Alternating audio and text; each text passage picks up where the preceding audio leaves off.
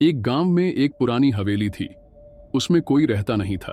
रात में उस हवेली से अजीब अजीब आवाजें आती। सबका मानना था कि उसमें भूत प्रेत रहते हैं। गांव का कोई व्यक्ति उस हवेली की तरफ नहीं जाता था। सोनू, जो कि उसी गांव में रहता था, उसका मानना था कि उस हवेली में जरूर कोई रहस्य छिपा है। उसने गांव के अन्य लोगों से कहा, हम सब मिलकर उस हवेली में चलते हैं। सब साथ जाएंगे तो डर भी नहीं लगेगा और कोई खतरा हुआ तो मिलकर सामना कर पाएंगे। लेकिन डर के कारण कोई तैयार नहीं हुआ। सोनू ने सोचा, हवेली के रहस्य का पता तो मैं लगा कर ही रहूंगा। एक दिन दोपहर के समय वह अकेला उस तरफ चल दिया। उसे डर तो लग रहा था, लेकिन उसने हौसला बनाए रखा। हवेली के दरवाजे पर पहुंचकर वह दबे पांव चलने लगा।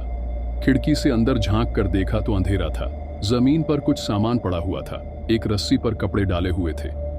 बगल में खाने का कुछ सामान पड़ा था। सोनू तुरंत समझ गया कि ये सारी चीजें भूत की तो बिल्कुल नहीं है, लेकिन यहाँ रहता कौन है वह समझ नहीं पाया। वह भागा भागा गांव वापस लौटा। वहां पहुंचकर सबको ये सारी बातें बताई। सबने निर्णय लिया कि पुलिस को बुलाया जाए। अगले दिन पुलिस आई। सोनू और गांव के कुछ लोग पुलिस के साथ हवेली की तरफ चल दिए। वहां पहुंचकर सबने खिड़की से अंदर देखा तो अंदर 3 आदमी बातें कर रहे थे। उनके हाथ में बहुत सारे पैसे और गहने थे। सब समझ गए कि ये तीनों चोर हैं। तभी पुलिस अचानक से अंदर गई और उन्हें पकड़ लिया। उन तीनों ने हाथ खड़े कर दिए। उन्हें गांव वालों के सामने ले जाया गया। पुलिस ने कहा, सबको अपना सच बताओ। तब उन तीनों ने कहा, हम तीनों चोर हैं।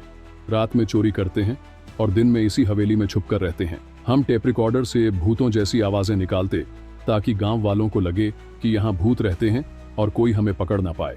तब पुलिस ने कहा, लेकिन आज तुम पकड़े गए।